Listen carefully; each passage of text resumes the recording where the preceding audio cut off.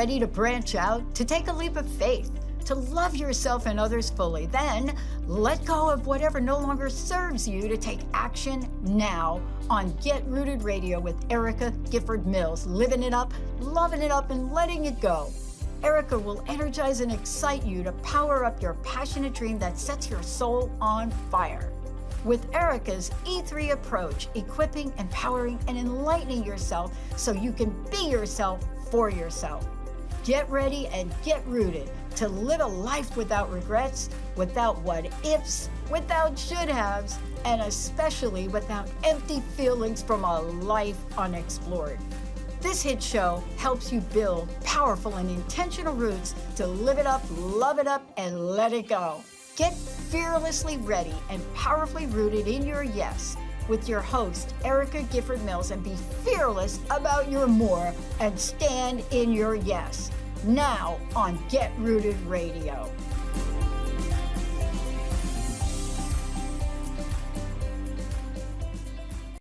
Welcome, everyone. I am Erica Gifford Mills, and you are listening to Get Rooted Radio, living it up, loving it up, letting it go, right here on Transformation Talk Radio. A big shout out to my producer today, Lydia. Hi, Lydia. How are you doing? I'm doing pretty good today. How are you? I am doing wonderful. It's, a whopping 40 degrees here in Wisconsin, which is up from 11 degrees yesterday. So I'm enjoying a little bit of the heat wave. That is absolutely frigid and horrifying. It is, especially, if it was January, we'd be like 40. This is awesome, but not quite in November. But hey, we got to look on the bright side. It was sunny and beautiful, and it is Thanksgiving week, and there's much to be grateful for. Absolutely. So in everything we do, we bring our past and our present. We bring our known and unknown biases. And this is evident in our personal life and our professional life, especially around leadership. And today's episode is titled Confronting Our Fear and Trauma in Leadership. This is what we will be discussing today with my guest, Dr. Sheila Trapp, that 1, we must confront our fear if we want to lead and lead well. 2, we must remember that equity is not equality.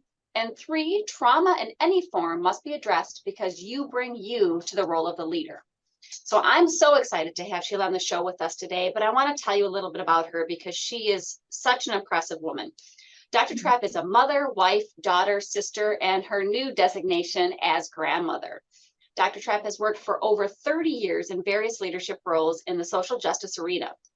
She has a passion. And when I say passion, ladies and gentlemen, her passion just shines through for leadership on issues of inequality, women's rights, and advocacy, which impelled her interest to become involved with racial, economic, social, and transformative justice agendas. Dr. Trapp has fundamental skills in diversity, equity, and inclusion efforts, capacity building, and servant leadership, and has served on numerous committees and activism groups working towards community and system-level changes. She believes that ordinary people do extraordinary things, and that she is simply one of those ordinary people, which, folks, when you get to know her, she is not ordinary by any sense of the word. Dr. Trapp is a native of Plainfield, New Jersey, and an owner of S. Renee Consulting Group, which serves to redefine public servant leadership on all fronts. She is a doctorate in management and master's degrees in organizational management and theological studies. She is also a certified public manager and the author of several books. I've had the honor of sharing the stage with her and looking forward to doing so again this coming March in Paris, France. Please help me welcome Dr. Sheila Trapp. Thank you so much for being with us today. Thank you, Erica. I'm glad to be here. It's such a privilege. Well, I want to jump right in because, of course, we're women. So women in leadership, why is this so important to discuss? Well, I think one of the main things about women in leadership is that we're not men, right? And so we learn differently, we function differently as leaders. And I get more from talking to women in leadership than I get from any leadership principle, leadership book. I think one of the things that we need as women in leadership roles is support, and something that I'd like to call midwifery. And I'm always trying to be a midwife. I never know what people are birthing, especially women and young women that are coming up, trying to lead and trying to find themselves in leadership. And I always take, something that Plato said, the greatest privilege of a human life is to become a midwife to awakening of the soul in another person. And I've found the strength in being able to do that with other women. I think we need a place where we can be honest with each other. We need a place where we can support each other without judgment. And we need a place where we can be women, and not just I'm a leader, and these are the things that we practice and that we do. It's nice to find people who are other women who can support us, who can be honest with us.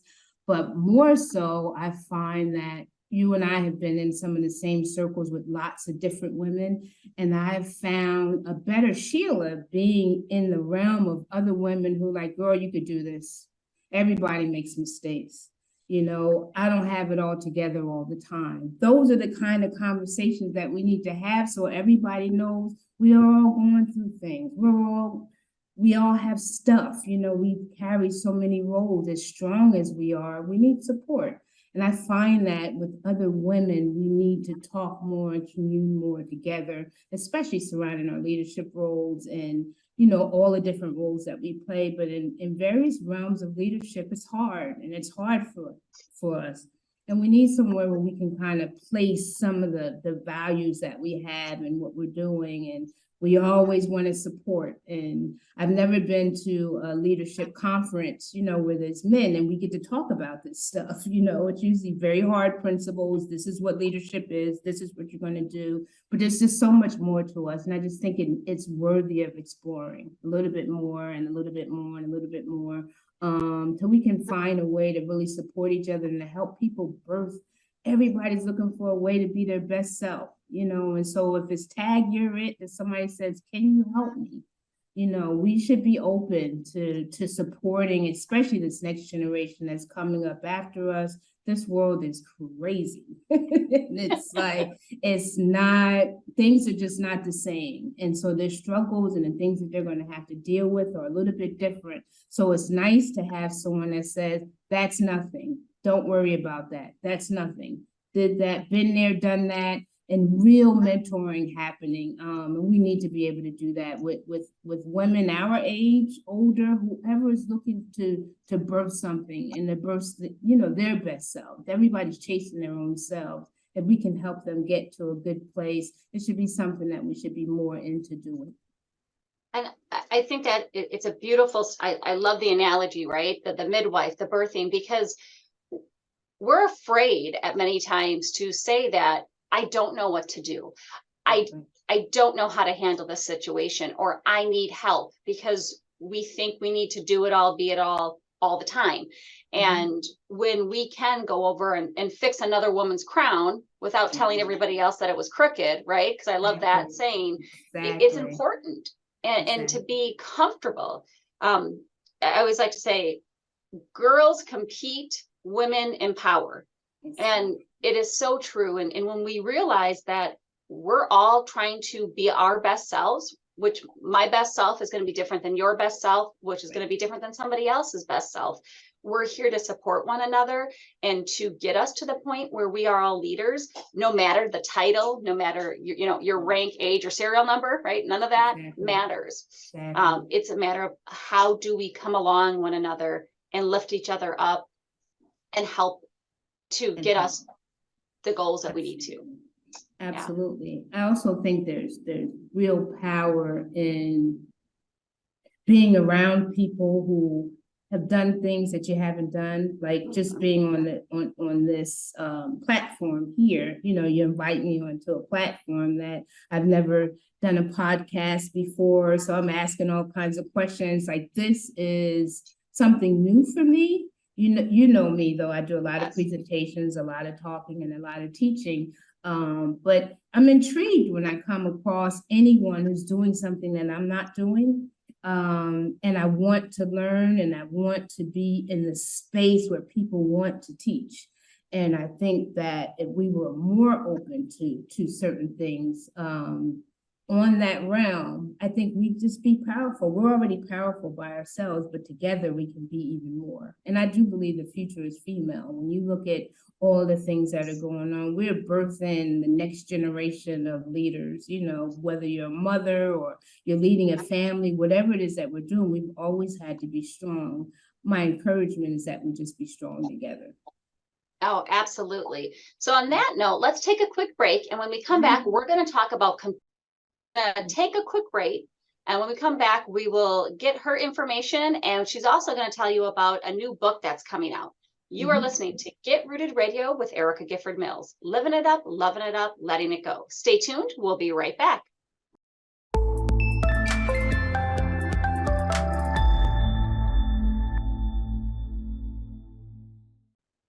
Welcome back to Get Rooted Radio with Erica Gifford Mills. Living it up, loving it up, letting it go. If you missed any portion of today's episode, you can catch it on getrootedradio.com. That's getrootedradio.com to listen to the replay, to subscribe online to receive latest news, events, specials, and words of encouragement. Go to getrootedradio.com. Welcome back to my guest, Dr. Sheila Trapp. Thank you so much for being on with us. Tell listeners how they can reach you. Oh, I can be reached on every social media platform. Just look up Sheila Trapp, and you can find me. I can also be reached at sreneconsult@gmail.com or SheilaTrapp@hotmail.com. I'm always getting all kinds of messages to sreneconsult, and I love that email address because I get from all kinds of people just interested in what I'm doing and think how I can help them. So please reach out to me. Wonderful. And you have a new book coming out this year. Yes, I do. I have a new book. It's called 7 Weeks, Unpacking Trauma Amid Organizational Leadership. And it's a journey book for me. 7 weeks I was in a certain leadership situation, one that I thought I always wanted to be in, and ended up being one of the worst things I've ever done. What happened is I'm unpacking the trauma from not even just that leadership role, but other leadership roles that it reminded me of. And I think it'll be really helpful for people who are really unpacking things like fear and not being good enough and all of the various things about wanting to be something. And once you get what you wanted, it's like, this doesn't feel like what I wanted. This is bad, just bad. So should be out sometime in March next year. So hopefully it'll be helpful to people in the world who are struggling with issues same as me. Well, and I think that goes back to our conversation during the last segment, is how we can help one another in leadership roles, learn from our experiences, right? Our failures, our successes, everything. And so I think that's an awesome opportunity for people to learn from what you've done. Absolutely. So in this segment, we're talking about what it means to confront our fears to lead. So let's just jump right in. What have you seen? Fear, first of all, is one of my favorite things to talk about. I think you know this about me. Anytime I'm talking, fear always comes up, because when I think about the things that scare me or that used to scare me, I would run. It's a normal thing to run from something where you're afraid. But when you find yourself running from opportunities, then that's when there's a problem. Today, I embrace being afraid. So if there's something that I'm fearful of, it's almost like a compass for me now. So I'm like, go unpack that. What is it that you're afraid of? Carl Jung said it best. He said, where your fear is, there is your task. So sometimes it's that fear is trying to get you from moving in a certain realm, which is absolutely the place that you should go.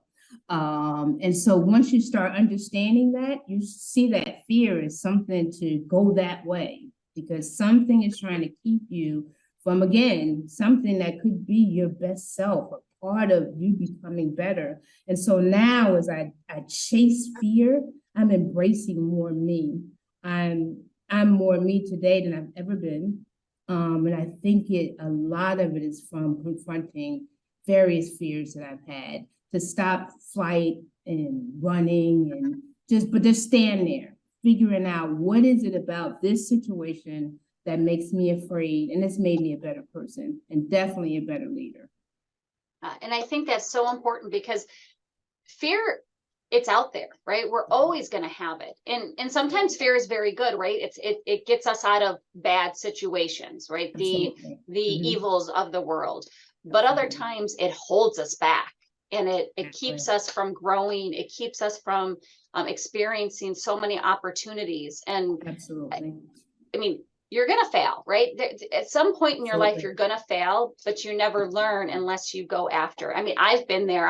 I've not gone after different things because I'm like, oh, but what if it doesn't work? Or what if it does work? And yeah, you're gonna woulda, coulda, shoulda your way into a hole. Absolutely. And I think that's Absolutely. great how you Absolutely. said And embracing. absolutely.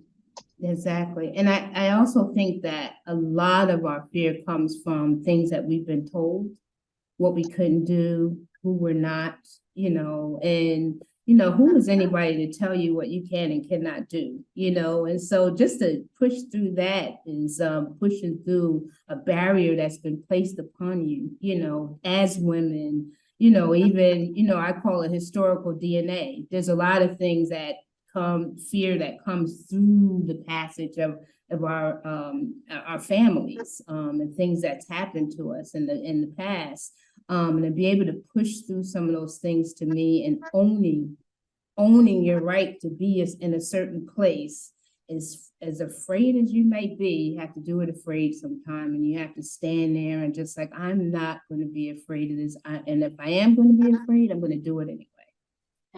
Because I mean, one of the things we said earlier was everyone makes mistakes, and no matter how loud or a secret that your mistakes are, no one escapes the lessons.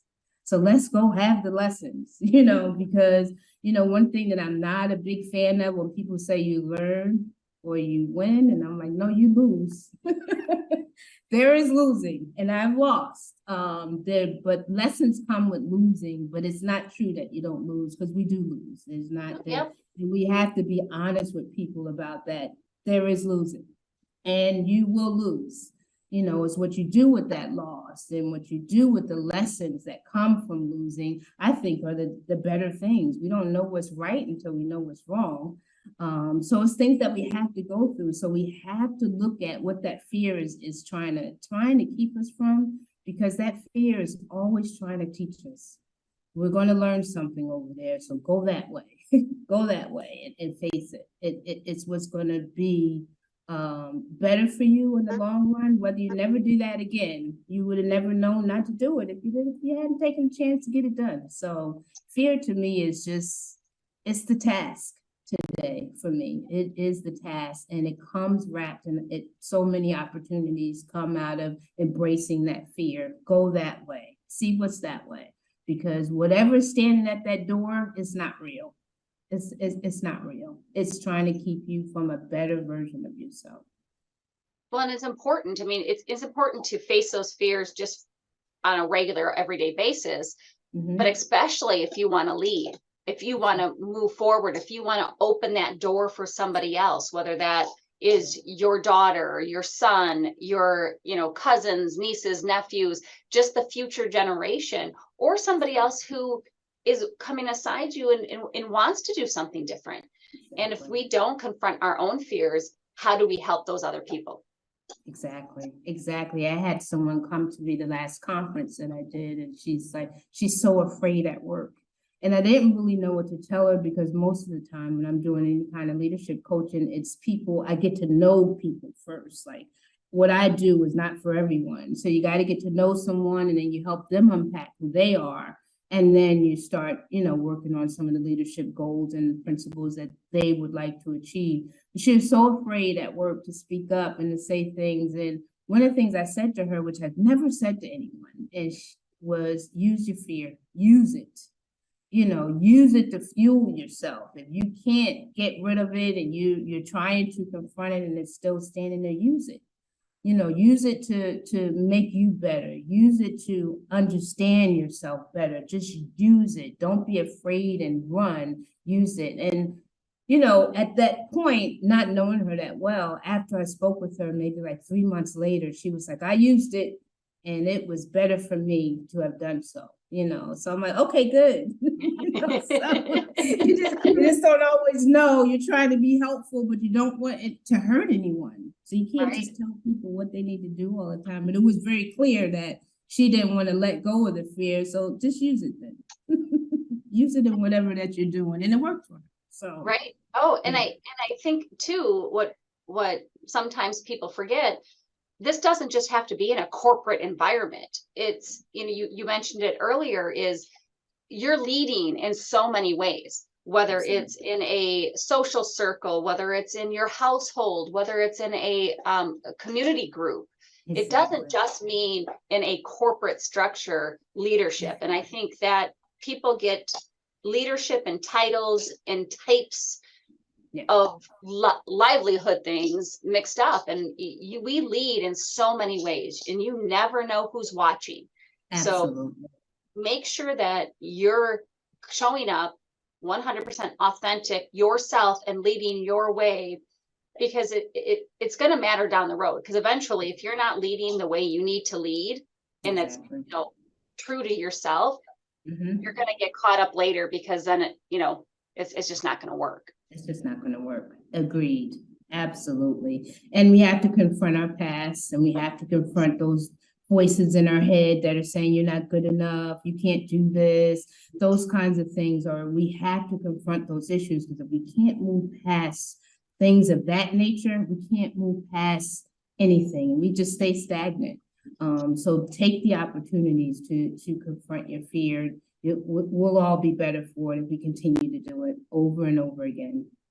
And I think that's important, what you just said there, because when we listen to other people, we start repeating some of those things in our head, and then our own thoughts becomes things.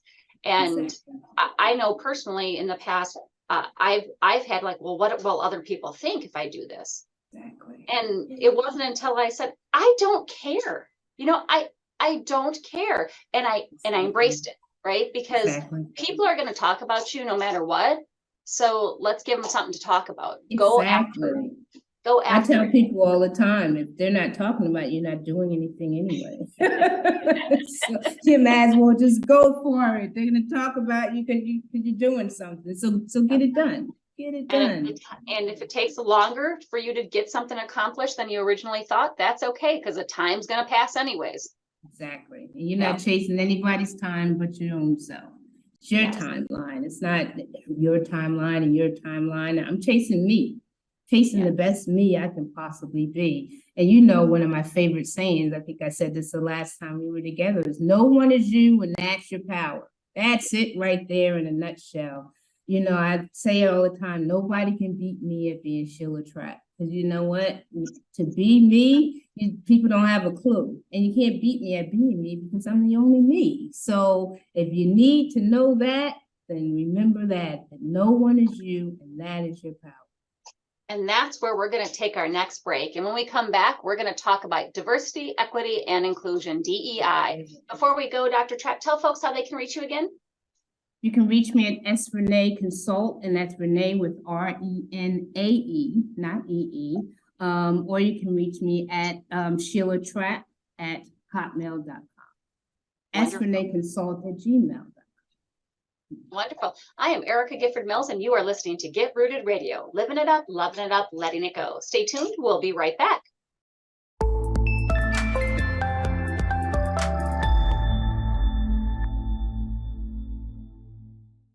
We're back on Get Rooted Radio with Erica Gifford Mills. Living it up, loving it up, letting it go. Don't forget to visit getrootedradio.com to listen to a replay of this episode, sign up for helpful tips, and learn about upcoming events. That's getrootedradio.com. Welcome back to my guest, Dr. Sheila Trapp. Thank you so much for being with us today. Thank you for having me. So during the last segment, we talked about confronting our fears to lead. Now let's get into DEI, or diversity, equity, and inclusion. So Dr. Trapp, do you find that current DEI strategies are effective? Current DEI strategies actually bother me. And one of the reasons why is it's really nice to talk about our biases, and it's nice to address certain issues that are going on within an organization or going on within the world. But my concern is that they don't stick, and that once that facilitator leaves, nothing's going to happen. There will be no change. Real change is just more radical than I think some of the approaches that I see out there today.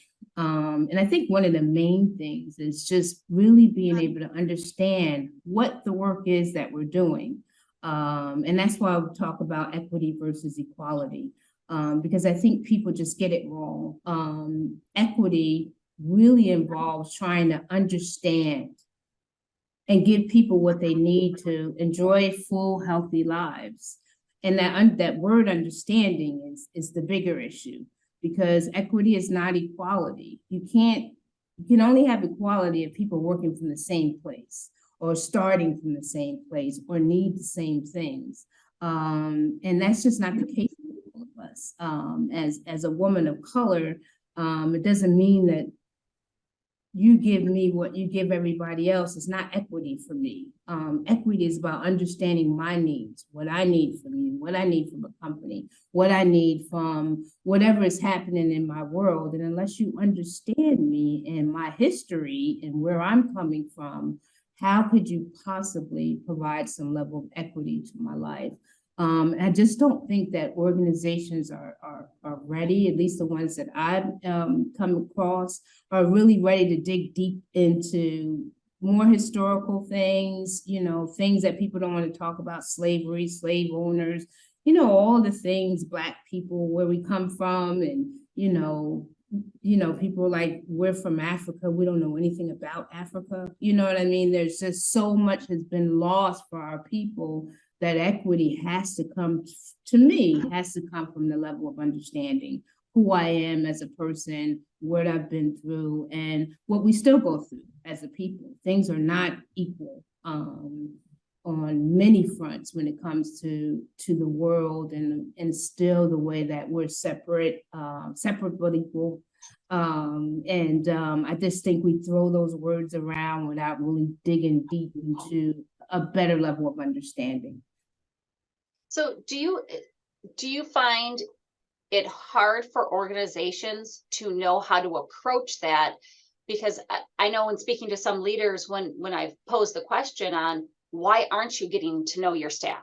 Why aren't you asking? Well, because isn't that intrusive? I shouldn't ask about their home lives, because how is that to do with their performance? And I go, well, sometimes it's got everything to do with their performance. Exactly. And so do you find that leaders are hesitant because they don't know, for lack of a better term, the boundaries on what can I ask, what should I ask, and having that open dialogue? I think so. And I think that's actually part of the problem. You hit the nail on the head. It's that ignorance about each other that makes us kind of walk on pins and needles around each other. What should I say and what should I do? And until we deal with that, nothing's going to be real, in terms of our dialogue. It's just like, if you're still concerned about whether I wash my hair every day, do they wash their hair every day? And if you can't just ask me, we got a problem that you think you could say that. Now, for me, too, on the other side, I think we're all responsible. We're all responsible for teaching each other. So it's not just people just need to know what people of color are doing. I think we need to be more open to being asked questions. And just what you said, somebody may come to you and just say, is it okay when I say this? Or is it okay when I say that? I love being in the realm where I seem to be like a magnet for that. I've always gotten along with everyone. And so you'll see me with everyone. I don't hang with the Black crowd or the white crowd. I hang with people who are more like me, which tends to be various, colors and nationalities and cultures. And I love being in the realm where people can ask me questions, because I want to be that girl. I want to be that girl where people feel comfortable enough asking me things about my Blackness. And anybody who knows me, I'm unapologetically Black. I'm going to talk the way I talk. I come from where I come, and I don't try to hide those kinds of things. But I think that also gives way to other people feeling an openness about me. I am who I am. You get me, you get all of this. And this is who I am, and I embrace Sheila.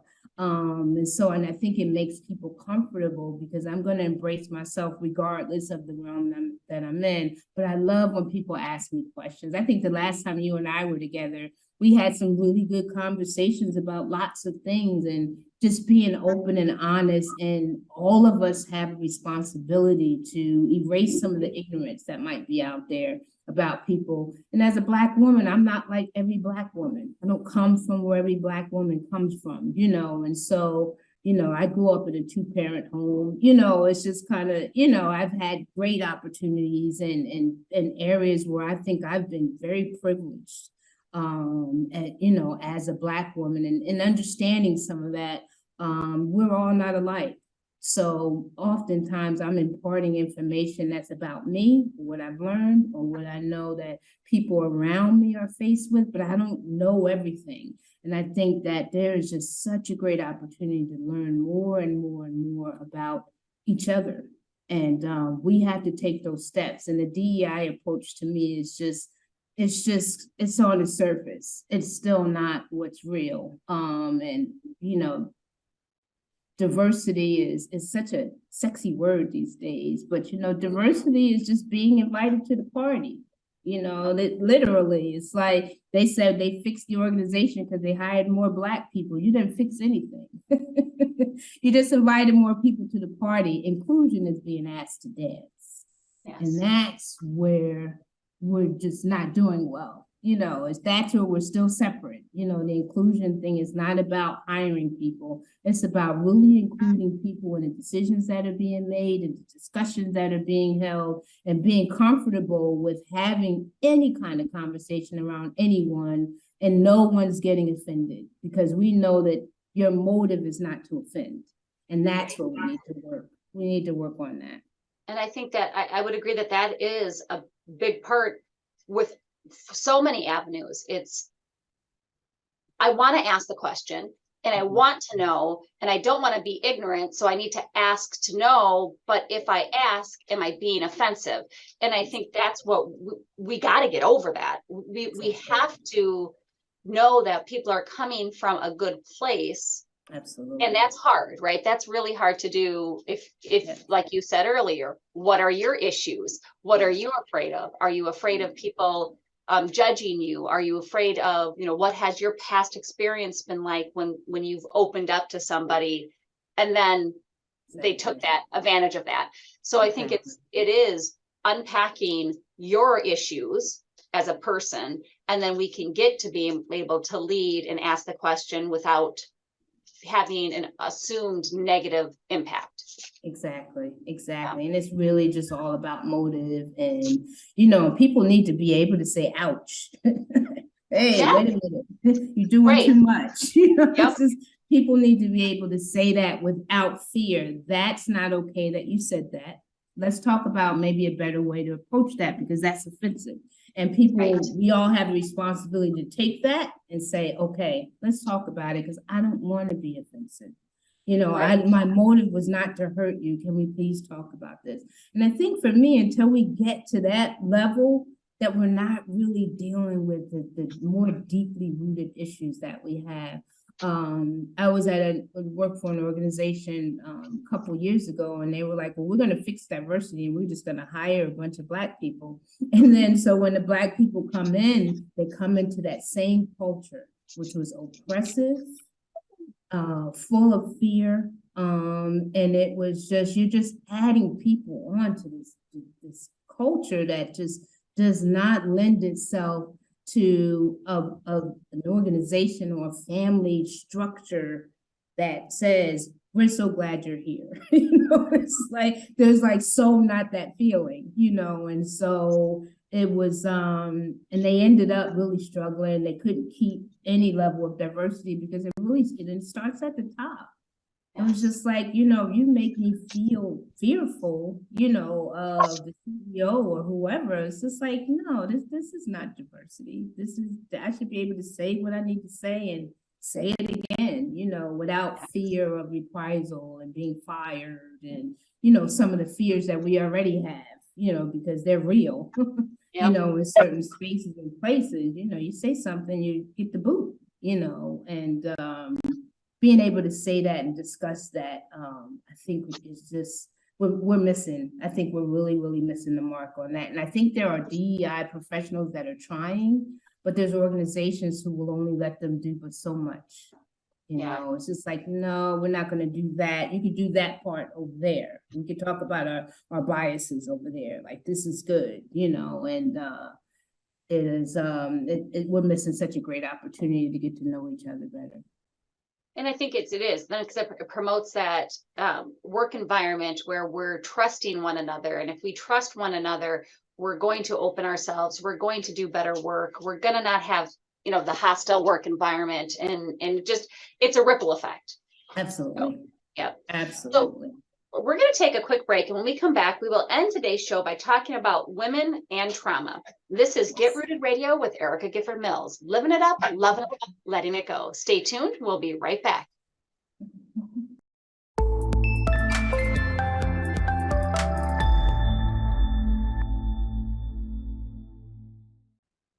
Welcome back to Get Rooted Radio with Erica Gifford Mills. Living it up, loving it up, letting it go.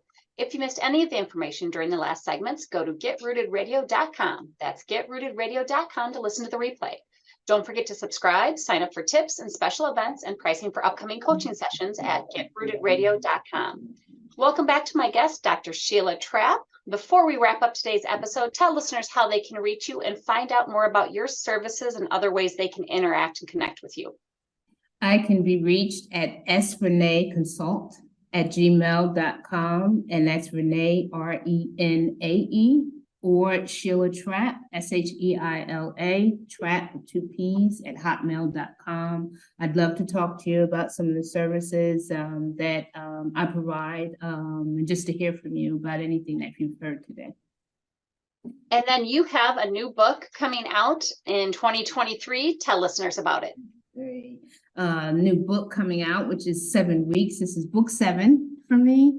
And it's 7 weeks unpacking trauma amid organizational leadership. And it's really talking about trauma as an organizational leader, the trauma that comes from an organizational standpoint, not necessarily domestic violence and sexual assault, which are some of the other things that I'm really, really into.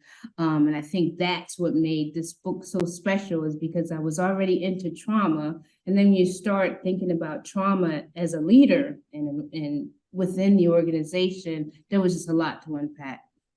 Yes. And that book is coming out next year. Should be March of next year. Yes. Mm-hmm. Wonderful. Yep. So let's finish our show today about discussing women leaders and trauma. Perfect segue, right? So do you find that women are dealing with trauma as they lead people and organizations? I do. And it's been something that I've seen probably over the last 5 to 8 years. I see a lot of leaders, especially women, who, they bring themselves to work, and they bring themselves to the leadership role, and something's happened, because there's no reason for certain responses to things or trying to push people down and trying to hurt people. That is not leadership. That is not what we aspire to be at all. Leadership is about others. Leadership is about helping other people get to their best self, building great teams, accomplishing the mission. But I've seen some like tyrants in various leadership roles, and it made me think about trauma, because I know very clearly that, every human has a true, authentic self, and it's trauma that's the disconnection from it, that creates the disconnection from it. So even in this book, and I'm still unpacking certain things, even from my life or the life of other people who I know have struggled with things that have happened in organizations. This is not, again, domestic violence and sexual assault. Even in my book, I say if you have issues of that nature, you should get help, because that should not be at work. That should not be in your leadership role. And hopefully people understand that healing reconnects you to yourself. So if there's some healing involved in terms of those deeply rooted traumas, I keep saying in the book, get help, get help, because you never heal. If you never heal from what hurt you, you'll just keep bleeding on other people who didn't cut you. And that is what I've seen in a lot of leaders. They're just complete tyrants and trying to figure out, why is she like that? Like, what happened to her? And then when you unpack your own stuff, or you talk to other people and there are things going on, there's a lot going on surrounding trauma, and various responses, whether people are ready to fight or run or freeze or just not make a decision. It's just so much going on in that. Who told you that you weren't good enough to make the decision? Make a decision. That's like a big part of leadership. It's your job. Like, make a decision, but you're scared because you're afraid of what people are going to think. Where does that come from? Unpack some of those things. Why are you afraid? Again, back at fear. What has happened in the past, even in organizations, not feeling good enough, being passed over for jobs, and this is not just people of color, this is women not being paid the same amount of money, whatever people would like to coin as trauma for them, it's trauma. And it's something to unpack and to get over, because as leaders, we have to be there for others. That's what leadership is all about. But when you come with unpacked trauma in yourself, it's really, really hard to bring out the best in others when there's things inside you that need to heal. So a lot of the book talks about that. And in various ways, between racial trauma, I just stumbled over this amazing situation in those 7 weeks, and it was moral injury. And, I couldn't put my finger on what was happening, but every button in me was just so alarmed at this organization. And the main reason was it pushed very badly on everything I believe that a nonprofit should be. Everything that I value about nonprofit work was just not happening there. And it was like an injury to me. I was like completely upset about what I was seeing, but I was also just so alarmed. It was like a personal attack. That's what it felt like. So I started doing some research on moral injury, because I'm like, this is a real thing. And so when you go back and you do the research about it, it comes from veterans who, signed up to be in the armed forces. And then once they got in, it wasn't what they thought, or they went to war. There were things, they had no choices. They come home, they had no opportunities. And so that's where moral injury comes from. Like, I'm fought for my country, and now what do I get? And now what is this that I get? I get nothing when I get home. And so there's this whole background surrounding moral injury. So I think one of the things I've been trying to do when I'm unpacking the various traumas is to really talk about that, because there's often times that we are so upset at organizations and leaders, and we don't see them and see their trauma, but we also don't see our own values and how there's just some places we just shouldn't work. And that is our choice. It's like, if I have talents and abilities and gifts that I respect, everybody doesn't get that. I'm not working for a tyrant. I don't want to be a tyrant, and I don't want to work for one. But just trying to understand how people change, how people become that, has been something that I've really been trying to address in terms of trauma. And I think that's all very important. And it goes back to the very beginning of our conversation of, you need to understand yourself. And if we can, and this is whether you're a leader or, because I really think everybody's a leader at some point in their lives, and at some places. So whether you are in that position at the moment, you have to understand what you are, where you are, and what drives you, because that the moral dilemma that you were talking about, I mean, it gets down to our values, right? And what do we value, and how does that impact our leadership? Just like the trauma impacts our leadership, your biases, and everything is there. And I think it's really important for folks to realize that I know he loves this conversation. He believes it He too. wants to be on the show. He's like this. He goes, I got things to say. I Exactly. understand, because it's important to continue that conversation. He has some moral injury. He does. Clearly, he thinks his name outweighs it. His name is King, so he thinks okay. Well, there he is. He thinks he's the king. He thinks he's the king. But moral injury is become like something that I'm just like so into, because I don't think we think as much as we should about our values and where we work, and that things match up. And maybe we get a little older and we start seeing things and we see our own value, and who am I if I work here and I condone all these things that are being done here. So it's kind of like making choices for ourselves, but I also think that if we don't do something to heal surrounding our trauma, because just like you said, you bring you to that role. That's still you. People scare me when they say I'm different when I'm at home. How could you be a different person at work and home? Like I don't, that's just not good. You're one person. You know what I mean? It's just like if you're a loving person, then you're going to find a way to bring that energy to your teams and to bring that energy and your authentic self to the work that you're doing. And we don't want to pass off, generation of trauma as that's just how we are.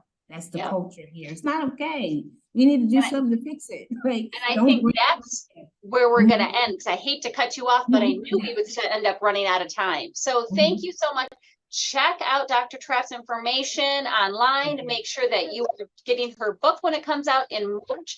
And thank you, Sheila, so much for being with us today. And thank you for tuning in to Get Rooted Radio. And check us out the first and third Monday of each month at 5 p.m. Eastern, 4 p.m. Central, and 2 p.m. Pacific, right here on Transformation Talk Radio. Have an amazing day, everybody, and I'm looking forward to the next time on Get Rooted Radio with Erica Gifford Mills. Living it up, loving it up, letting it go. Goodbye, everybody. Thank you for listening to Get Rooted Radio with Erica Gifford Mills. Living it up, loving it up, and letting it go. Visit GetRootedRadio.com if you've missed any part of this hit show, and tune in on TransformationTalkRadio.com to live fearlessly in your more and powerfully rooted in your unlimited yes. For more information and to work with Erica directly, visit GetRootedRadio.com. That's GetRootedRadio.com, and get ready to live it up, love it up, and let it go.